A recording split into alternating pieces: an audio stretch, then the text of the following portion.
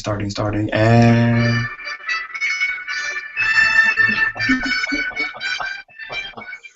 Oh, Jesus Christ.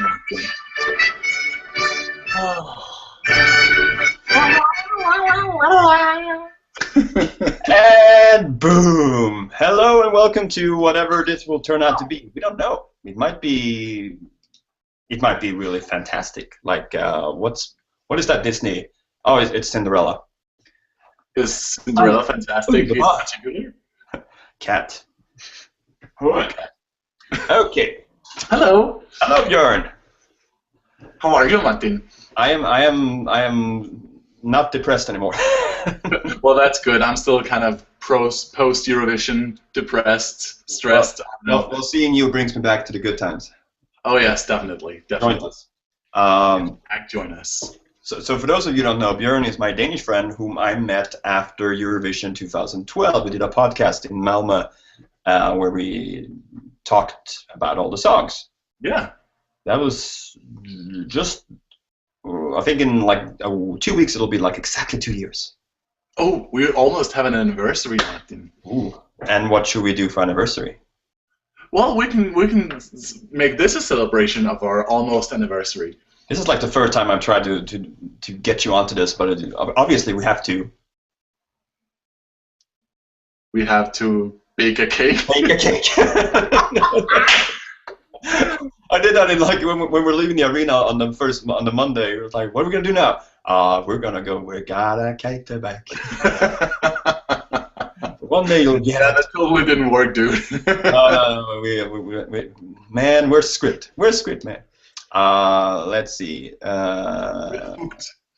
Okay, so my friend Tao, who is Danish, who was one of the volunteers, is watching. Hi, girl. Hi, girl. She was the Asian girl in the video. How do I know who's watching? Do we ever know? Actually, I have no idea who's watching. I only know because when people post comments. That's the only way I know. Well, you out there, post a comment about Eurovision. Whoop whoop. Yes, and so that we can see who you are and track you down.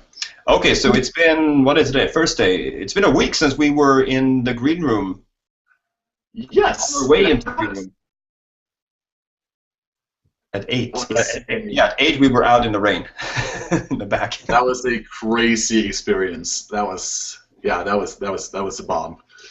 That was a teaser. Okay, that was a teaser. We'll get back to that. Okay, so if we backtrack to the Monday, I didn't know that you and Henrik were actually going to the first jury rehearsal for semifinal one. That's right. We were waiting in the queue to get in, and it was the first, public show that people could see. Oh dear, for the Eurovision, and we just stood in a queue to go into the big cement bunker, and suddenly there you were. Well, I went down to the wardrobe to hang my coat, which I never did. And then I just spotted, oh, I know that guy, and then it's like sideways. Yes. Went into that. And the thing is, I actually heard you with your video camera in front of you, blah, blah, blah, blah, blah, and I was like, what? I know the sound of vlogging. So we got standing seats. Well, we stood up right in front of the stage for the first semifinal. The first semifinal rehearsal evening. The show in which the jury based its points on. Yes. And we should kind of go through. We'll do it like the podcast we did, and we'll go through the songs as we first. Yeah, sure. There, joined us. The website. So unreadable to me name Abba Piaiku. Russian letters or Greek letters? I don't know. Princess of Retardia. I'm watching you. Not creepy at all. I think I know who that is. I can't see those comments. If you go to, I can send you the link to that on Fasenboken. Fasenboken. and then you have to kind of update or like refresh, because then you only get to the comments, you don't get to the actual window, because that's just annoying. Hearing yourself, I see. Hearing yourself like a minute and a half ago. And the people watching, you can follow along and tell us what you think about things and thoughts. Okay, song number uno, Armenia, Not Alone, Aram MP3, one of the guys I got a picture with. What say you, Björn? Well, I say it's a great song. You know, it's a slow song, I kind of guess, but it picks up. The question for me is, I think it kind of picked up too late, and a lot of the song was carried by the music video, the kind of hype for the song, and really the performance itself was rather nothing happened until the flames came up and we burned our faces. Yeah. It's yeah.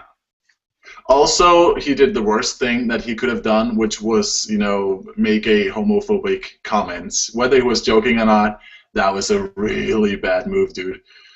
Yeah. Especially in a game like this. Wrong arena. Yes. Yes. Don't do that in shipyards. This is not Turk Vision. And from that note, we move on to Latvia. And I can't even pronounce. The thing is, we don't really know what most of the artists are called.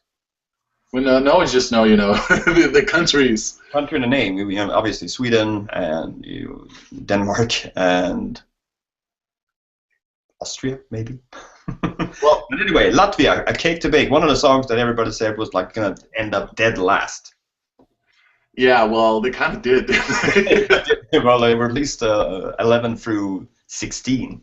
I'm not actually sure where they ended up in the final, or in the final tally of the semifinal one. But definitely one of the most memorable songs. Certainly, and I think the whole expectations from the arena was that they were definitely going to go through. But that whole arena sing-along experience did not translate on the screen, apparently, because we had a blast with this song. Oh man, yeah. The name of the previous song was Not Alone. Someone commented, and this was Cake to Bake. And I mean, when you the verses are really nice. You know, I melted the ice of the polar caps, found the raiders of the lost ark. There's a lot of reference, and then it just, I got a cake to bake. Cake. So, and one of my missions this year was to find this guy, and I found him at Euroclub on the Saturday, the last night. And I found a fake one first, who was actually friends with him. They looked very like. Okay. So, picture, it's not me, dude. A fake Latvian. I don't care. So yeah, really like that one. And if you saw my video, they did a karaoke version. Not they, two guys did it, and the Bake the Cake guy, who had like a chef outfit on. They did it as a karaoke, which was really cool. Estonia, Tanya, amazing. Yeah. Didn't go on to the final either. No, it didn't, and I kind of expected it to, even though it wasn't my personal favorite. But I guess that the thing I thought was it was a typical pop song, but it didn't excite me that much. I guess it didn't excite a lot of people. No, and I mean, obviously it was a song before Sweden, so you were kind of like, okay, let's get it over with. But when I saw Tanya at Euroclub, she was amazing. I mean, wow. Amazing. Yeah, I got it. No, but she was really good, and she did Madonna's music as well. And she, maybe if she had done less dancing, because there was a lot of dancing in her number, you might have focused more on other things. But that song really grew on me, but apparently not everybody else. And we get to woo! URL out. Undo Sweden with the lambs and stuff. And the thing was, when we saw this in the rehearsal semifinal, apparently one of the lights got all messed up. I didn't notice that. No. We saw nothing, but I guess a cake to bake, and then Sweden, were the first really like big crowd pleaser because this is a song people knew and a song people can sing along to. Yeah, Sana was definitely the crowd favorite. Semifinal, no competition whatsoever. And she did well, and obviously moved on to the final. And then a few guys that I was a little surprised when they moved to the final, but not when they were in the final. Iceland. Yay!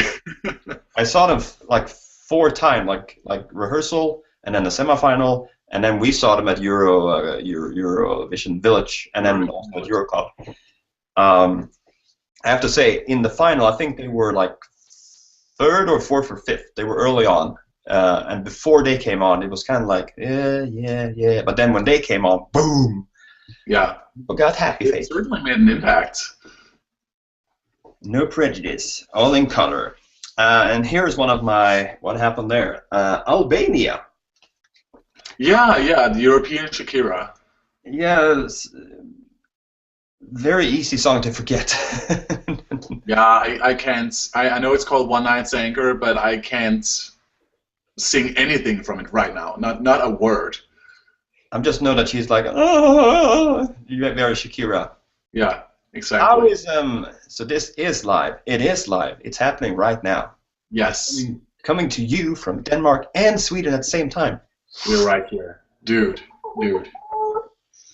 What is the name of the song 4 minutes ago?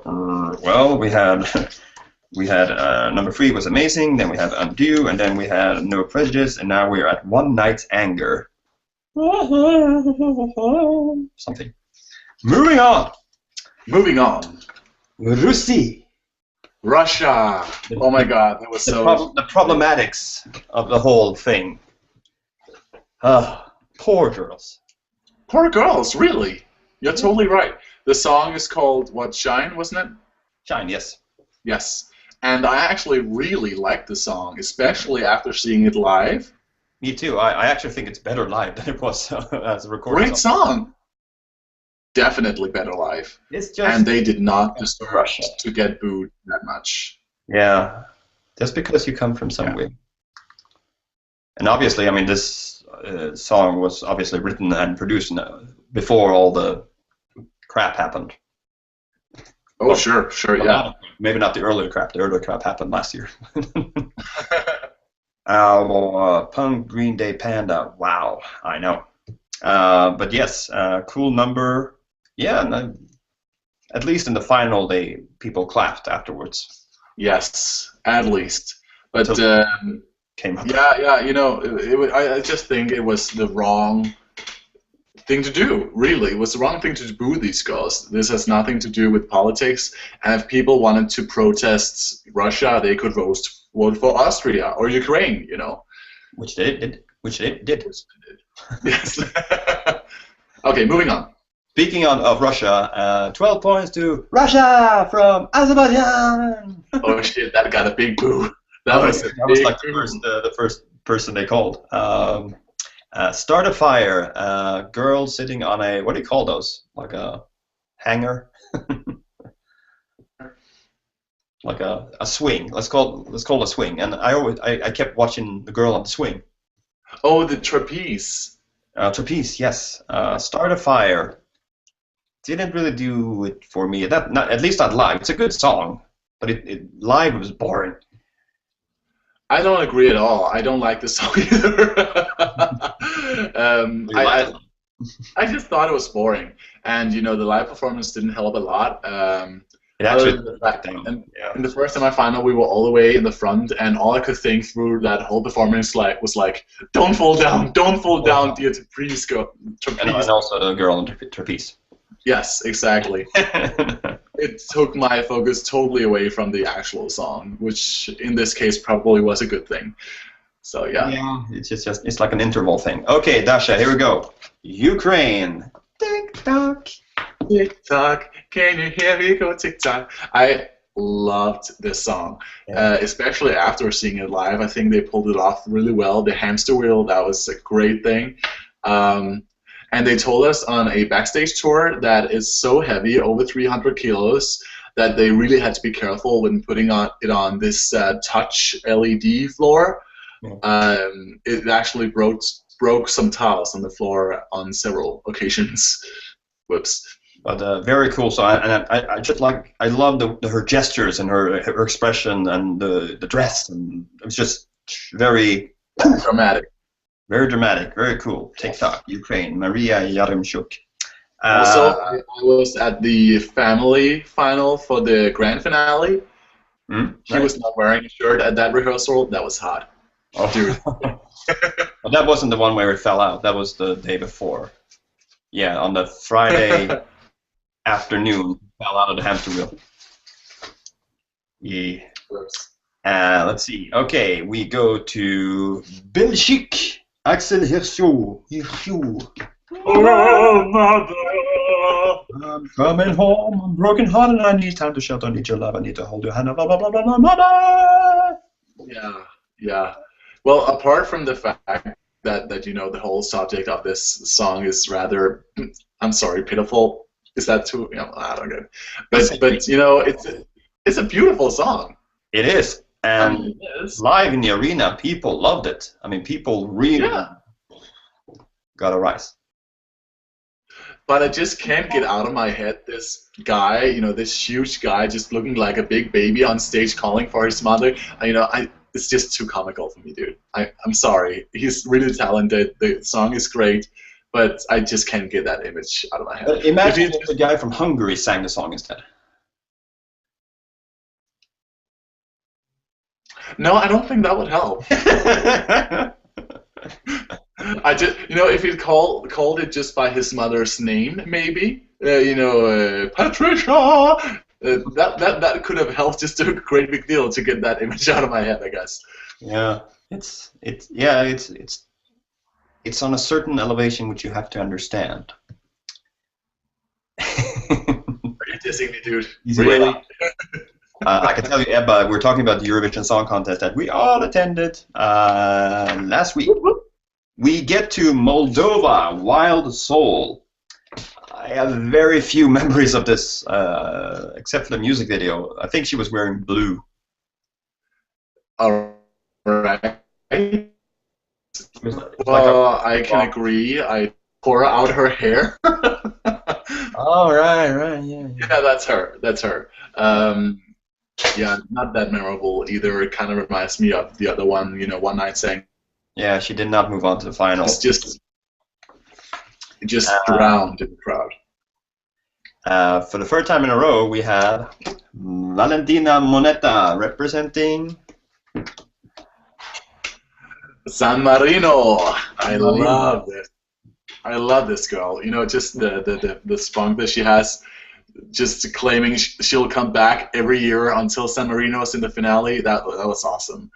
And I kind of like the song this year, actually. I voted for her. Yeah.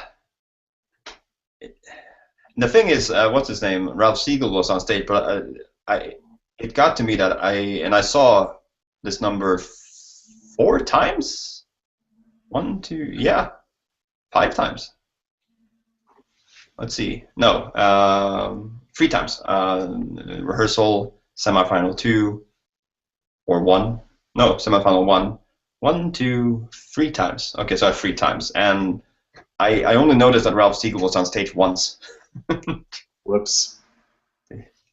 I guess that's a good thing. The thing is, I thought something about the performance that didn't go that well was the huge thing she had behind her stage. I think Russia had this.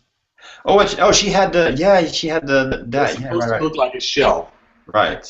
And San Marino doesn't have any beaches. That's odd. but the music video is filmed on the beach. That is true. And when we had a backstage tour, you and I, and it was just when we went. That's a shell? Oh my gosh! I didn't know at all. I just thought it was a windshield or something. Yeah, something like that. But no, I thought it was a great song. Good on her for going to the finale, and I wouldn't mind her seeing her for a 4th year in a row. That I think bring her back. Bring her she's back. part of Eurovision now. Yeah, she's like an institution. Yes. And we get to another one of those crowd pleasers that didn't go all the way. Portugal. Portugal.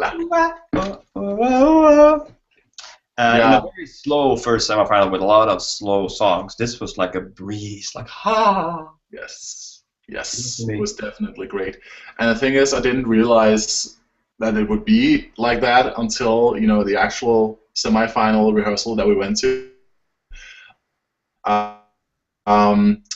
Sorry, you're giving me the mean eyes right now. I'm sorry. I think it's just so stereotypical, boring. Ugh, no, I'm sorry. It's fun to sing to, but yeah. It's like the interval. And another one of the funniest songs was The Netherlands. Everybody was like jumping like crazy. It's like being at a Greek concert. Like, wow! Okay, that wasn't true. This one felt very much more for television than for live audience. Yes. They were just standing on stage looking into each other's eyes. There was no contact at all with the audience. People went to the toilet at this point.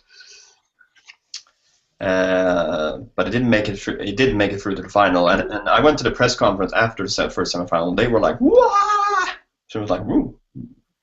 I was surprised. They can be happy. One of the guys that we met first in paper version and then in real life was Sergey from Montenegro. My sweat. My sweat. Very tall man. Very tall. Yes.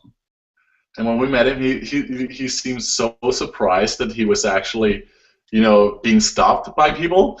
He was like, "Oh, you want to do what? Oh, photos? Oh, sure." I'll never forget the girl he was with, who I think is one of the choir, or if she was in at the press conference also, so she's probably part of the delegation. Mm. She looked back as we were approaching from behind, and she was like, "Uh-oh." She had that "uh-oh" look. Well, what did they expect from walking in the main, shopping street? Village, of course, yeah.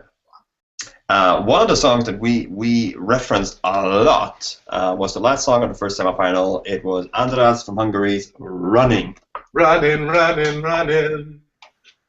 I was skeptical about this song beforehand when I saw the music video and things, but yeah, that was like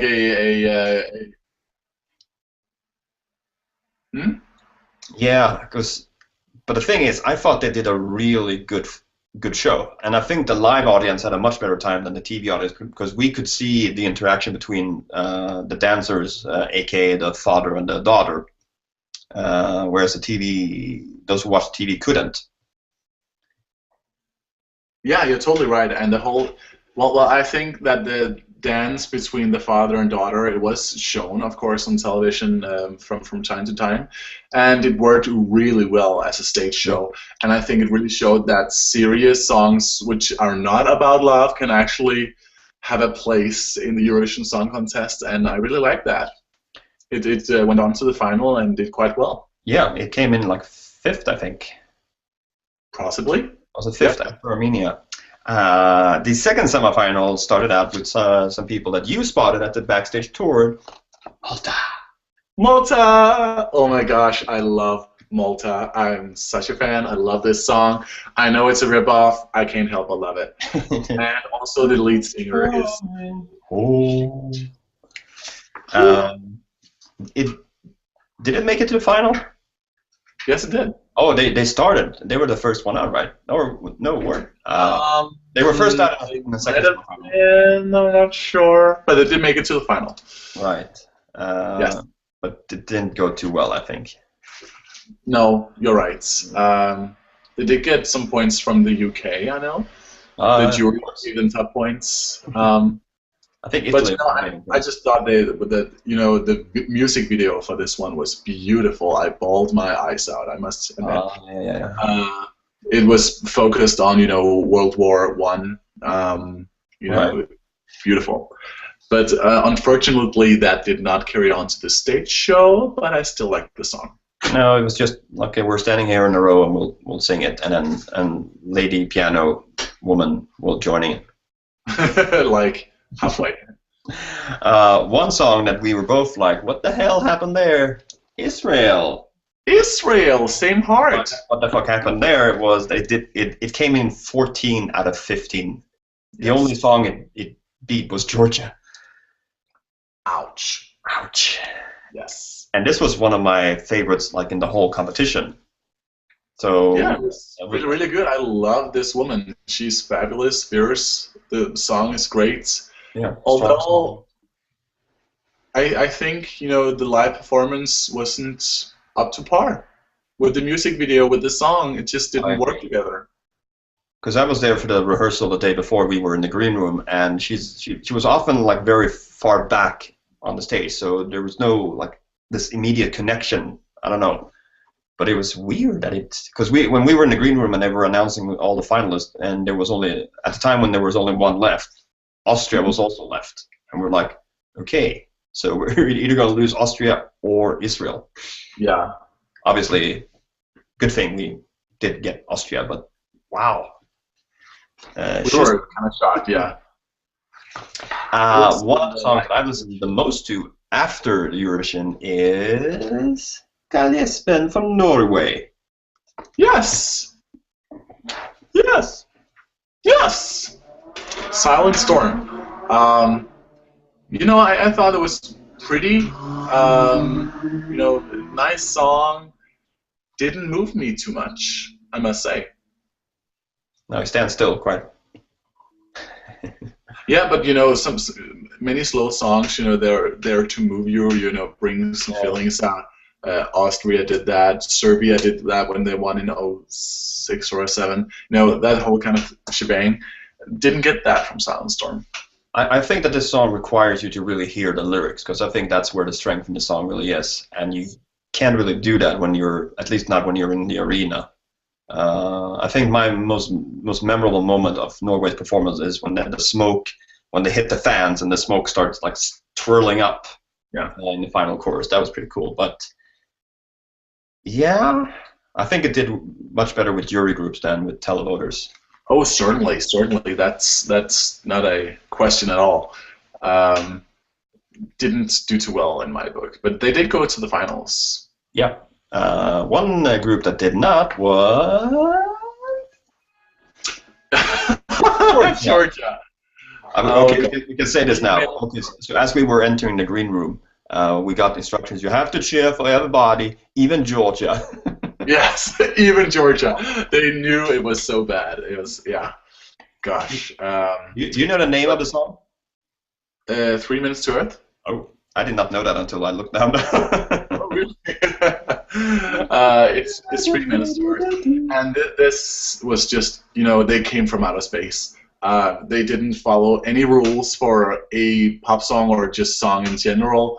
It was really weird. Yeah, it was like an interval, like a bad interval. It's just, and I thought the parachute that the guy was going to lift. He didn't. Yeah, no, he didn't. That would make sense. He would lift up, and then he just stood there. Yeah. It was a nice effect, but yeah. Although you did get a picture with the girl at the green room, she was really nice, and she was so much prettier in person. True. Yeah, she was forgiven. You take a picture of me, you're forgiven. Yes. You didn't say that, did you? One performance that really sort of divided people was that of Cleo, Poland.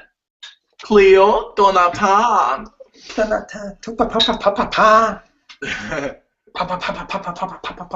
your mama gave ya.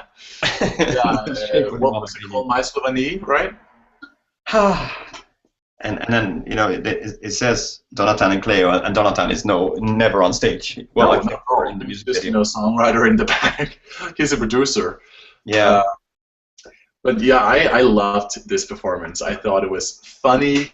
It was a great song to dance to. I still dance to it this day, even though it was just a week ago. I think it's great. It's great.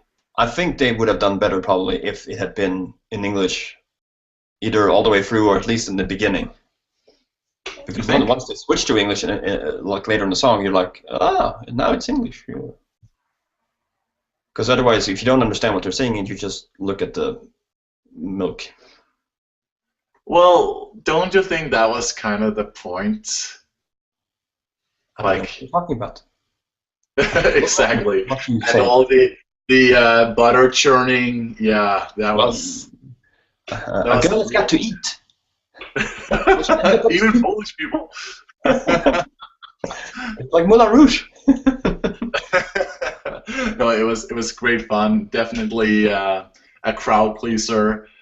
And I read somewhere that if only the people at home had voted, it would have come like 5th or 4th.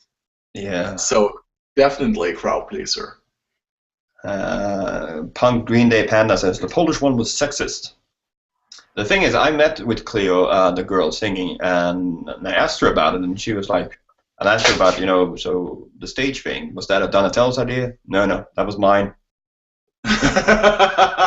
Go girl. Yeah, and she destroyed like 100 years of feminism in the process. So 2011's Liver Dude, what do you like best about Eurovision Song Contest? Okay, let's we do a little pause. Björn, what's your favorite thing about the thing called Eurovision? Oh, that's such a hard thing to say, I think what I like the most are the divas. The whole glittery diva kind of drama thing about the Eurovision. I really love that, and also the fact that the competition behind all these countries, without it being a war, it's about singing, which is great. I guess that's what I like the most. I picked 2 things. Sorry. I think for me, when it comes to being there, is you get to meet people from all over Europe, and we're all friends. There's no hostility between people. Yeah, you're right. You're right. You can, when you see my 10 Swedish words video, you'll see I just walked up to people, like, give me an English word, and then things happened. Yeah, and you were like running up to some girls at Eurovision Village, Australia! And they were just in on it right away. No, I mean, when open-minded people meet, good things happen. Yeah, and we even, I think this was in your video as well. We just, yelled at some Ukrainian person, TikTok, and they would go, woo! Just from that, it's a great experience. Yeah, and speaking of open-minded people. Oh, yay! Our winner, our diva. Conchita, rise like a phoenix from Austria. Yes. I'm so happy to welcome you in Austria. Yes. I can't tell you how happy I am that this song won. It was just amazing. We were there in the green room on the second semifinal. We'll talk about how we got there later. Mm.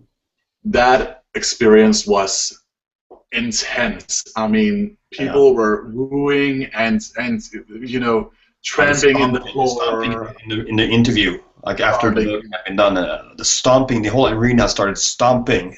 Yes, that was intense. And at that second where we didn't know whether she was going to be in the final or not, that 10th song, it was crazy. And when she was pronounced, the whole thing just broke out. Exploded, yeah. In a way, that moment was almost bigger than the actual when she got on stage after winning. And yes. I think that moment, and it's in the video, will always stick when she walks up, she gets the trophy from Emily de Forest, and she kind of stumbles onto the middle of the stage, and then she just kind of grabs it and just puts it up in the air while the fireworks are coming down. That's a big moment. Yeah, that's great. That's great. And I think that's one of the reasons she won, because she's got a story behind her as well. That's always why the X Factor people win. It's not about the best performance or the best singing voice. It's about the best story. She had the best. I mean, look at Iceland a few years ago. A song that was also called "Coming Home." It was sung by Shoney's friends. The guy enters a song in the national final. He dies before the final. His friend steps in and sings a song. It wins the national selection, and it ended up like 5th or something in the big final, just because there was a story behind it. Yes, definitely. That's it. Crazy that it has to be that way, but we're all sentimental people, and that makes us vote. I mean, the thing is, it's not about the best song. It's about how much a song moves you emotionally, or what a song does to you. And then you have songs that does very little. Lithuania was pissed after the second semifinal when she didn't know. She just kind of ran past us, like really, like she was pissed. Yeah, I remember that. I didn't realize who she was until after you told me, and I was like, oh shit, she was pissed. Yeah. Oh, angry. Yeah, she did not get enough attention. That song did not speak to me. It was like an art project. Yeah, it's like the wrong person singing it in a way. Yeah, maybe. It's like upper class white girl getting down. One group that I was a little surprised, but at the same time happy because they had one of the coolest light shows was Finland. Yes, I was really surprised by Finland. What's the song again? Something Better. Something Better, that's right.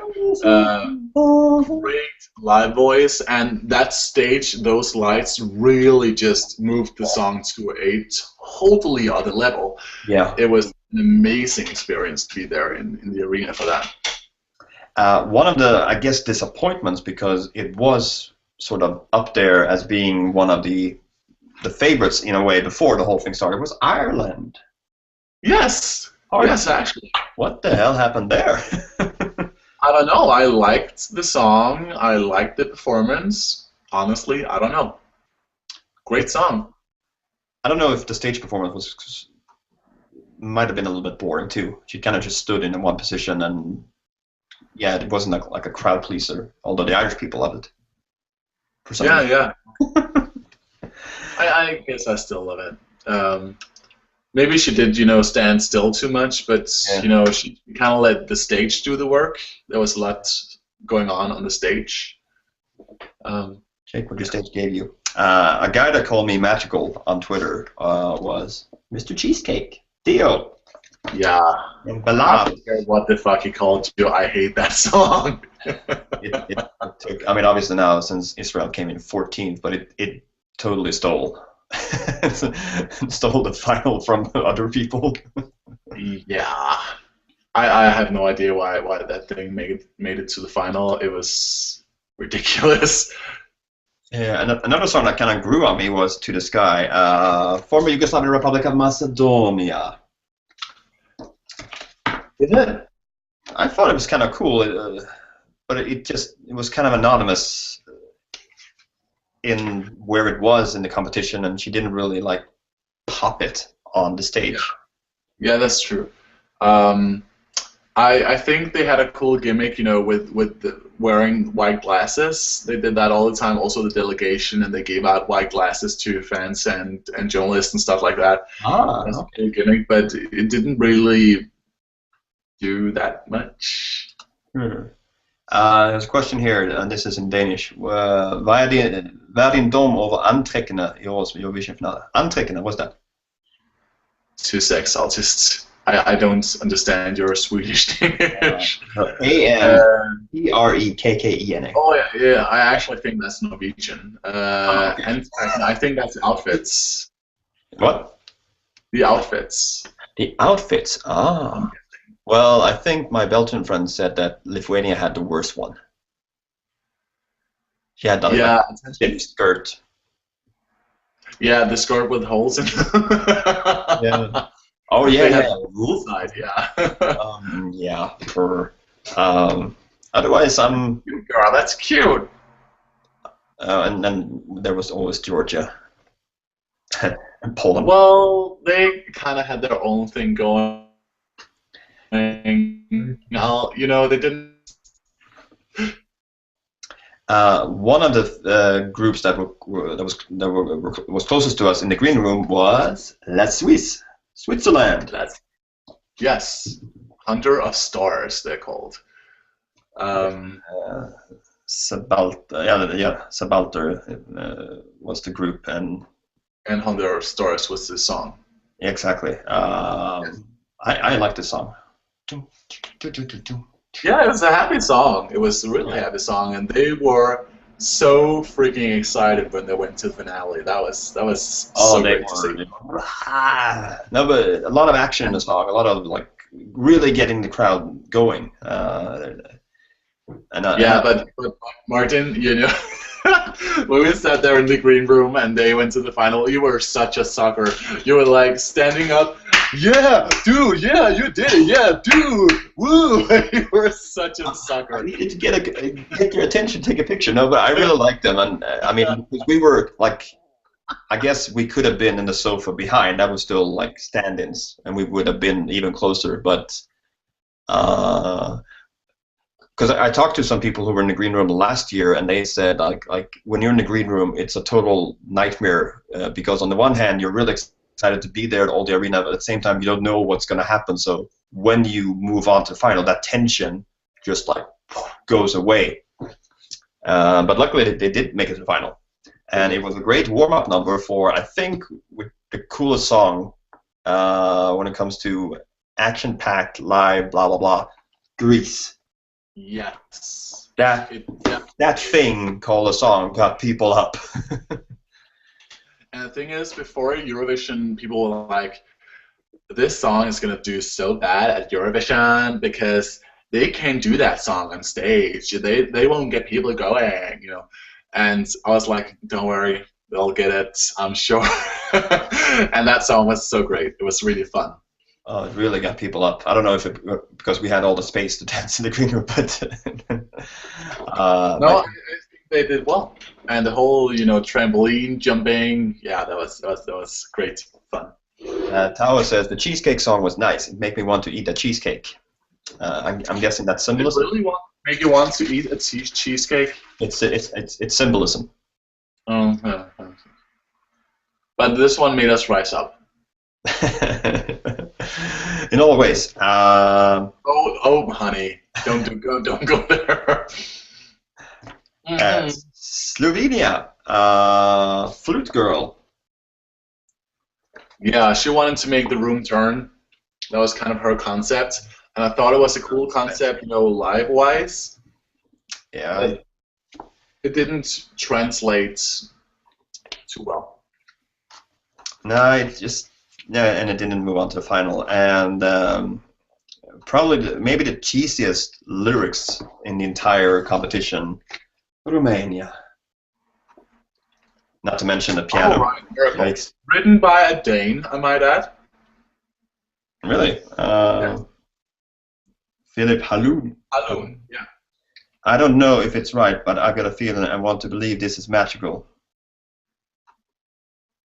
Mm-hmm. Yep. That's art, dude. That's art. In a few years, it will be retro.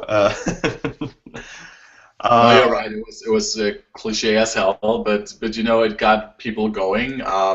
Probably didn't do as well as their former entry. No. The burning piano thing was better, in my opinion. Yeah. Speaking burning. of cliche, Big Five and host country Denmark. I only saw this one live once, and that was during the final. Mm-hmm. I don't know. I think the performance he did at the Grand Prix, the Danish national, I think that was better. I don't know. I don't know why. Well, it was the same thing. No, but it just felt like the stage at the Grand Prix, which had this T form, in a way suited what they were doing better. I don't know, because he was closer to the audience then, or they were closer. That is true. But definitely one of the favorites throughout the whole week. That moment at the shuttle bus when some of the journalists popped that song on and everybody started singing. Ha. You do it at that, did it die? And then someone sang like a fucking cliche, and then the girl was like, turn it off. Like, why? Why would you do that? Why would you sing that? And then she started again. Maybe the biggest surprise. Great song. I thought it would do better. Hopefully they'll play it at my radio station. One of the biggest surprises at the final scoreboard was probably France. Yes. 2 points. That was quite a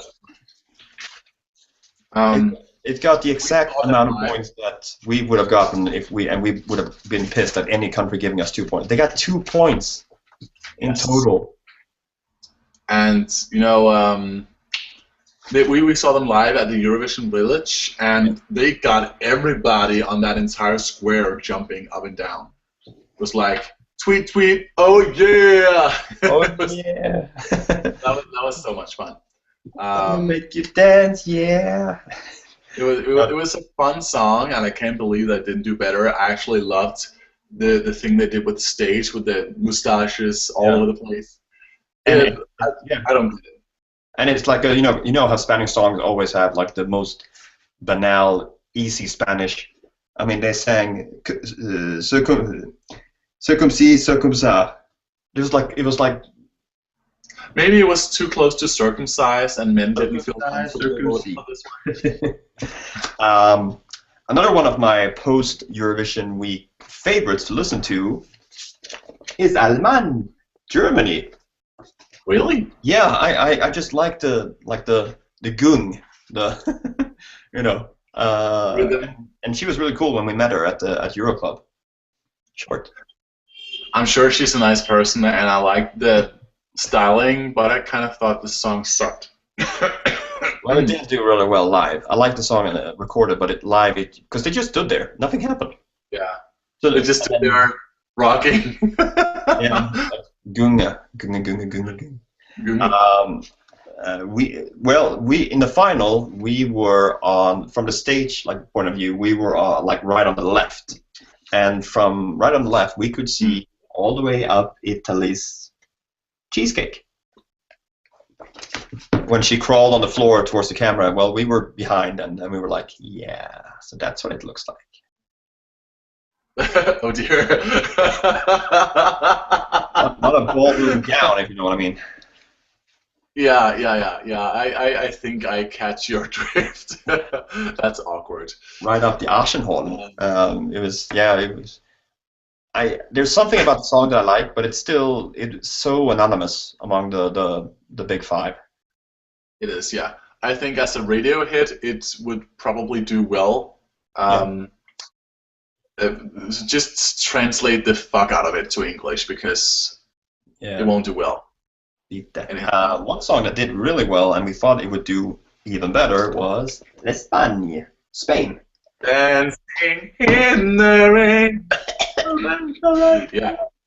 And the fact that the way that they had done her hair, it looked like she was really wet. So they really translated in a way the sense of the music video. I loved this song. I loved the performance. I loved this woman. I loved everything about it. I can't believe it didn't do better, but I guess Conchita stole the points. Yes. Roxana Fiolek. Hey. What did you think about the domarna on turneringen? Domarna, you mean judges or jury? Domarna, what is that in Danish? Or Norwegian? Jeg synes det om dommerne under turneringen. Dommerne is a Norwegian person. I'm thinking judges. The jury, or maybe the presenters. The presenters, maybe, yeah. Let's pretend it's a presenter. Yes. You know, I'm Danish. The show was in Denmark. I had to love it. But you know, I thought they did reasonably well. Some of Lise Ronne, the girls' jokes or surprises didn't go down as well as they should. Some people noticed that their English had a thick dialect from Danish or accent. I don't mind that. I think that's charming. As long as it's not as thick as, for instance, I think it was like the Greek or something last time. That was ridiculous. Oh. But or the woman that spoke like this. Do you remember her? She's like an opera singer or something like that. That was ridiculous. But I think they did reasonably well, and I like their jokes. In all, I love their 12-piece Du Point song. That was amazing. Yeah. Did you notice when after Denmark had performed and Netherlands were going on, that there was a postcard, and then suddenly the female host was there presenting the Netherlands. Do you remember that from final? No. Because normally right after the postcard you see the arena and then the song starts, but it didn't do that at that moment. She came into she was in the green room, so it's like, get in front of the camera, and then she's like, and now we will hear the Netherlands.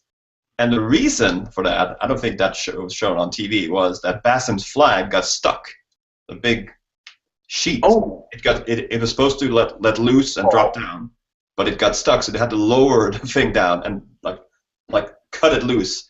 And right when they were done, like on the second they were done and they were off stage, that's when the postcard was ended. So they could have gone straight to the song, but then she was like, and now we will hear the Netherlands. A little bit of a panic mode there. That's a great inside story. The last song was also the last song of the final. United Kingdom, one of the favorites, people said beforehand. But I actually thought this would do better. I love this song. It's powerful, but I guess not as powerful as Conchita. I love the whole power to the people. And the thing is, I think if a Big Five song is going to win, it has to be really good, like Lena was. It has to be really good to be able to kind of break through on one night only. Yeah. But so those were the songs. Okay, why don't we do the green room story? Oh yeah, let's do that. I guess I'd better start because we were going on this backstage tour of BRB Hallen, which was the venue this year. And why were we doing that?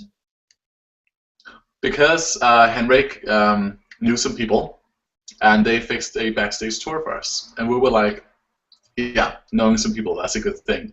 And we were like 6 people going on this backstage tour. Before we started the tour, we had to go get accredited at the press center entrance. And right there, I met my caster from some of the shows I've done after Big Brother Denmark, which I won. Let's put it in there. Yeah, but the thing is that I met her, and she was working on Eurovision, and she immediately said to me and Henrik, "What are you guys doing tomorrow night?" And we were like, "Well, we're watching the semi-final now in the TV, of course." "Would you like to see a show live?" she said. "Oh, well, yeah, sure, of course, that would be great if you could get us tickets. Actually, I have something else in mind," she said. Mm-hmm. And she explained to us that because in the green room they have 26 seats or tables, and they have to fill out all of them. And of course, there was only 15 delegations in the second semifinals, so they had to find some people to sit and look happy at the other tables while looking like delegations. So she was like, "Can you guys go?" And I was like, "Oh, hell yeah." And then she was like, "That guy with you, will he go with you too?" He's cute. "Well, he can." And she told you that you could take a person, and of course you took your lovely wife, Ida. So yeah, you can continue the story from here. And yes, the thing is, I already had tickets, like front row, standing fan zone tickets. So, but not the irony, but the weird thing is that last year, when the Eurovision was in Malmö, one of the guys that I'm working with at Sweden Rock Festival, he was in the Swedish delegation, so he was one of those that kind of ushered Robin Sweden's last year delegate singer around, and he said, "I have tickets to the green room." So, so for the second year in a row, in the second semifinal, I got to go to the green room. But the green room last year was like a mini venue around where all the people were sitting. So we were like in the audience in a different room than from the actual arena. But it was, you know, that was also cool. But this was in the green room, like inside, with peanuts and drinks and screens and lots of space to dance and people taking pictures thinking we were important. That was great. And the thing was, you know, when we had the best seats in the entire house, because this year the green room was inside the venue, and we were sitting in comfortable couches, just having a laugh, waving flags with generic things on it, just looking happy. That was really, really fun. Flag like this. Yeah, without the logo, just, you know, the diamond on it. Yeah. I had flags, but I never used them. I didn't dare to use them like real flags. And again, well, we should tell the story about, I guess, people who saw it when they interviewed Conchita in the green room after the voting was done, but the results had not been given yet. What happened? Well, Liserone was interviewing her, doing her whole shtick, you know, with the sausage that her father made her, and she wanted to do an album with Conchita called "The Wiener Takes It All." And the second she went on to Conchita, the entire room just erupted in cheers and clapping, and you don't understand how much this was. Yeah. This was so loud. You can see Conchita and Lisa on the cliffs reacting to this. Mm-hmm. It was amazing. Stomping in the seats, I thought the entire thing would just fall apart. It was crazy. Because I have never experienced. The thing is, where people sitting like this it was a temporary audience, so it was like just built out of construction. So when you stomped, it really made noise. And if you take 11,000 people plus the people on the floor, that sound image was just, we just looked at each other. It was like, wow, this. I've never experienced that before. Yeah. That amount of support, I could definitely understand why Conchita was shocked and moved by this. I have never seen anything like this in Eurovision ever. No. And then country after country moved on. We told you that Switzerland went all crazy, and Finland went all crazy. And then we got to the last spot number 10. And again, Israel was still not in the final. Austria was still not in the final. Everybody was like, Austria. Yeah. And then what happens? Well, Austria goes to the final, of course, and the entire place erupts again. It was just like a cry of joy, and there's clips of this on the web too. It was just an amazing experience. And as she passes us, because we're in the green room, so she's walking our way, and she's like right past, and she bows. Yes, she does. And Henrik, my husband, gives her a high five. Then he gave me a high five, so I'm like second cousin. Yes, exactly. But I actually think I remember that evening more than the actual finale. It just really moved me, because that amount of support, that was incredible. Yeah. And then the other artists would leave. So because the green room was shaped like a V, so half of them would left. Who were actually on our? I guess Macedonia and Georgia were on our, and Lithuania. Those three were on our side of the. Austria, Finland. No, I mean those that didn't make it to the final, because the ones that made it to the final were already on stage. But then afterwards, the other delegations that didn't make it on, they passed by us as well. I got one picture with Georgia. Yeah, and we saw, of course, was it Slovenia, the girl? Yes. Yes. I think most of the ones that didn't go through were on the other side, actually. We had a few on our side, but yeah, no. So, what a week! What a week! It was the most amazing Eurovision week I've ever had. And thank you, Martin, for recording it all. That was amazing. I love the video from there. Oh, so many memories, and the thing is, I didn't film like I filmed a lot, but not like for like long periods of time. And yet I had 2 hours of obviously I had 2 hours of footage, and just trying to break that down into something that would somehow represent what this week was. And I guess in many ways it did. And then obviously there are other things that happened that, because I didn't walk around with the camera like nonstop, but Of course. But I was happy. Well, to me, it certainly captured the excitement and the wonderment of that week, and I thought it was amazing. Yeah, you sure are in it. A little bit. A little tiny bit. No, I'm really excited for Austria. We had not talked at all about being together for Eurovision week. I don't think we actually spoken a word about it, but it was just one of those things. Yeah, I mean, you invited me to your Eurovision finale party, but obviously I had tickets to finals. Or you know, what to do. But just bumping into you by your chance, really, at the first rehearsal, and then obviously through that. I got to go on a tour with you, and through that green room, and then we met the Montenegro guy. Things just happen. Yes, things just happen. We need to go to Austria next year. Things just happen. Yeah, I mean, if the thing is, how will Austria top this? Yes. I mean, not to show that they were gone, but the whole experience. Yeah. Because the thing is, I was a little afraid that. After being in Malmö, which is a much smaller city where everything is close, that it would be kind of,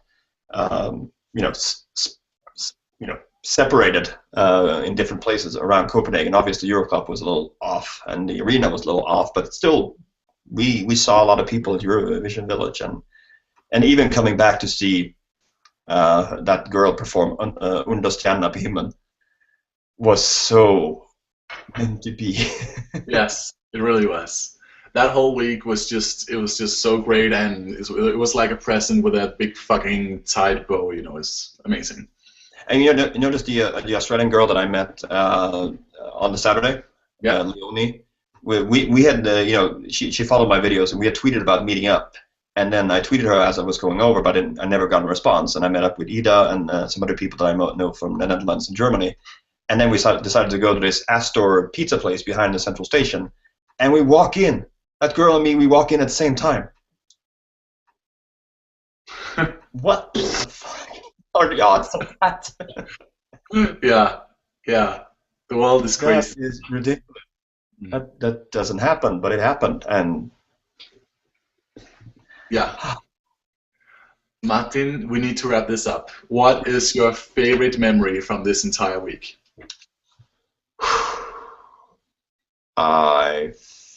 I still think crying as Conchita performs on stage, even though I saw her at Euroclub after that performing, but that moment and just people around me, so many people sharing the same emotion, and nobody really being angry because their country didn't win. It was like a win-win, really. Yes. Everybody just supporting that woman really was amazing, and I agree on that. And I think my favorite memory is that countdown from 10 people going through from the second semifinal where she was in and she was the last one. I think that's my part of that feeling. That was crazy good. Well, that's that. Well, thank guys for watching us nerd about Eurovision Song Contest. Thanks a lot. Perfect. Sweden Rock is coming up. That'll be nice. Rebound. Loud music, maybe not as glittery, but still. So Björn, how's your YouTube career going? Well, it's not going that much because honestly, I haven't had the time for a long while to do any videos, but I have actually just written some lyrics for a new thing coming up. It's going to be called Amager-sangen, the Amager song. It's going to be fun to do. All right. Well, we'll keep you posted, and I'll post a video obviously on my Facebook page because I'm magical according to Cheesecake Theo. Yes, you are. Okay, guys, thanks for watching. And if you haven't seen that video that we're referring to, just go to the channel page, I guess, on my channel, and you'll see it last week in Sweden, the latest one. It's 32 minutes long, but man, 32. Watch it. Watch it. Do it. And I see you next week. Bye.